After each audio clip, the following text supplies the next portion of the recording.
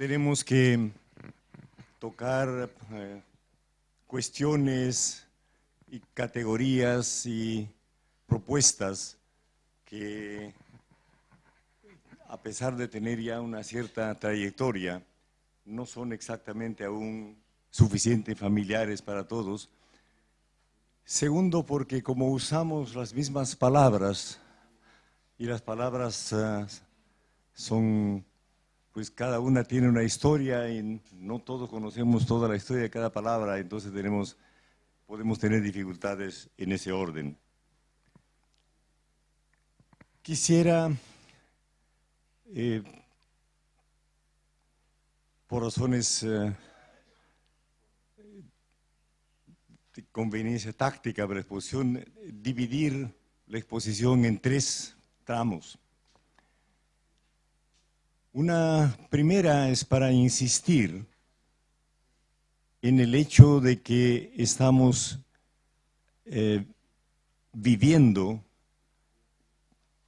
somos también productores en una medida, actores y protagonistas de un periodo excepcional que tiene una especificidad histórica que es indispensable que sea para nosotros algo muy abultado, de lo cual necesitamos tener una conciencia muy activa. Este es realmente un periodo nuevo en la historia que conocemos, no solamente porque hay una crisis, ha habido muchas seguramente en la historia, sino porque esta es una crisis muy especial. Primero, porque se trata del probablemente el primer patrón de poder realmente global de la historia que conocemos. Es este patrón global, el primer patrón efectivamente global de la historia, el que está en crisis. Y no está en cualquier crisis, porque este patrón de poder global ha tenido varias anteriores, sino que es también por la primera vez que sus fundamentos, los fundamentos constitutivos e inherentes de este patrón de poder son los que están en crisis. Por lo cual, la estructura conjunta está en crisis y cada una de sus elementos fundantes, cada uno de sus ámbitos y de sus ejes centrales están en crisis.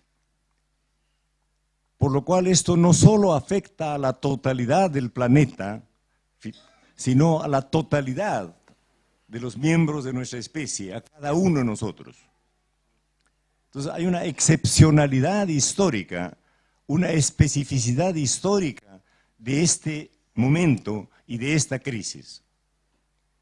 Yo insistiría en que es indispensable para nosotros asimilar este dato. Esto es una cuestión abierta, obviamente, pero es nuestro necesario punto de partida. ¿Qué es este patrón de poder que está en crisis?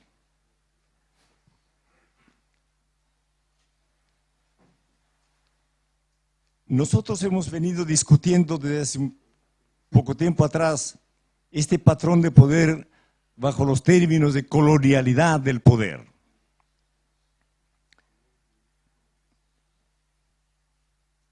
Y quisiera hacer aquí una distinción obligada entre colonialismo y colonialidad. Hay sin duda una relación visceral entre colonialismo y colonialidad en este caso. Pero mientras que el colonialismo es una muy antigua experiencia de la especie, han habido muchos, del que estamos hablando se originó con la conquista y colonización de los pueblos y de los territorios que hoy llamamos América, y en particular América Latina. Sin esta violencia de la dominación colonial, este patrón de poder no se hubiera constituido. Por lo tanto, tiene origen colonial.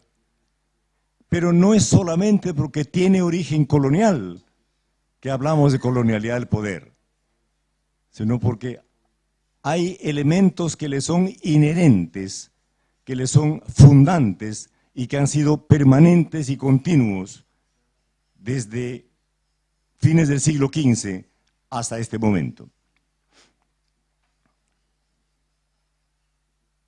Mencionaré aquí sobre todo dos cuestiones centrales.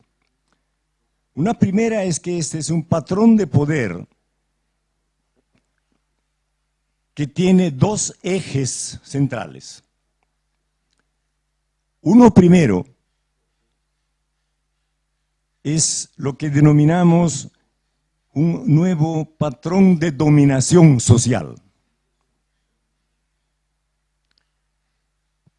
¿Por qué es nuevo este patrón de dominación social? No tiene precedentes en la historia que conozcamos antes de fines del siglo XV. Antes de América no existe nada equivalente. Es pues histórica y sociológicamente nuevo este patrón de dominación social. ¿En qué consiste y por qué es nuevo? Porque es allí donde en el proceso mismo de la conquista y de la colonización en que se produce un constructo mental que hoy día conocemos con la palabra raza.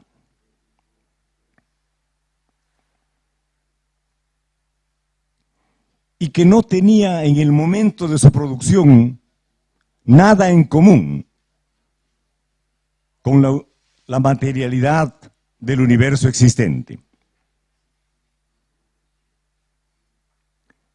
No tendremos aquí el tiempo de discutir de dónde procede, cómo se forma esto. Quizás tengamos ocasión después de discutirlo. Pero la idea de raza no se refiere solamente a lo que se llama etnocentrismo, o esta idea de superioridad e inferioridad que ocurre siempre en todas partes donde se establece poder. Se refiere a algo muy específico, a eso que después se debatía a mitad del siglo XVI en la reunión de Valladolid, en España, cuyos protagonistas de debate principales fueron, como recuerdan los latinoamericanos, Ginés de Sepúlveda y Bartolomé de las Casas. Se discute una pregunta: ¿qué son estos que estamos conquistando y sometiendo? ¿Son hombres? ¿Son humanos? ¿O son bestias? ¿Son semi-humanos? ¿Son semi-bestias? ¿Tienen alma? ¿No tienen alma? Entonces lo que se está debatiendo no solamente es la vieja idea de superioridad e inferioridad entre las gentes distribuidas desigualmente en el poder, sino se está debatiendo si los habitantes de estas nuevas tierras son humanos o no son humanos. Finalmente,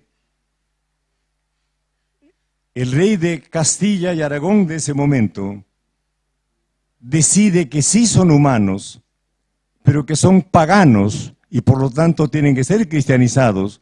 Eso sigue a una bula papal previa que reconoce lo mismo. Pero después de medio siglo completo de esclavización y dominación de los habitantes de estas tierras, la idea de inferioridad, comillas, natural de la población ha penetrado muy fuerte en las prácticas sociales. Y no importa si formal y legalmente son considerados como humanos,